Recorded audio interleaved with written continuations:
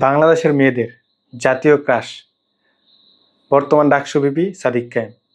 তিনি বিয়ে করতে যাচ্ছেন আগামী 13ই মে। যদি সব ঠিকঠাক থাকে তিনি 13 মেতে বিয়ে করবেন। আর সেটা কিভাবে প্রকাশ পেল?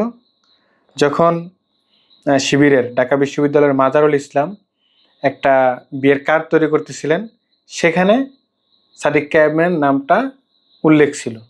সংবাদ মাধ্যম সেটাকে দেখেছে এবং তারা খবর প্রকাশ করেছে। তবে এটা সত্য।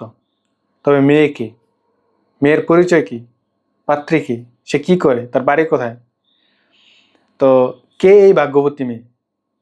আর বাংলার যেই এত মেয়ে সাদিক কায়েমের জন্য পাগল ছিল যে সাদিক কায়েম যেখানেই যেতেন তাকে বলতেন, ভাই আপনি কি বিয়ে করেছেন, ভাই আপনি কি বিয়ে করেছেন, যদি না করে থাকেন বলেন, এরকম।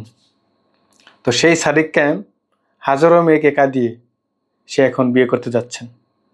তাহলে সে কেমন মেয়েকে বিয়ে করতেছেন সেটা একটু জানা দরকার না? অবশ্যই। তো আগামী 13ই মে তিনি বিয়ে করবেন।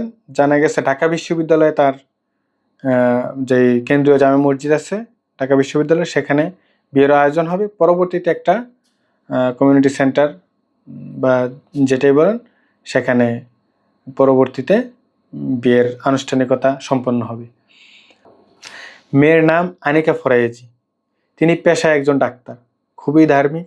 তার বাড়ি হচ্ছে কুমিল্লা 14 গ্রাম জেলায়।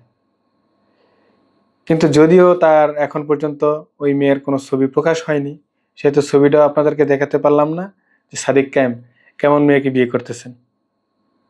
আর হাজারো মেয়ের কান্না হয়তো নীরবে তারা কেঁদে যাবেন, বালিশ ভিজাবেন, হয়তো আমরা দেখব না, এটাই। তো সাদিক কায়েমের জন্য অবশ্যই শুভকামনা। আর সে অত্যন্ত ক্যারিসমেটিক একজন লিডার। তার নেতৃত্বের গুণ ভালো এবং স্মার্ট। সে ঢাকা বিশ্ববিদ্যালয়ে এই অল্প কয়েকদিনে যে ধরনের সাফল্য দেখিয়েছেন বা কাজ করেছেন, সেটার জন্য ঢাকা বিশ্ববিদ্যালয় তাকে আজীবন মনে রাখবে।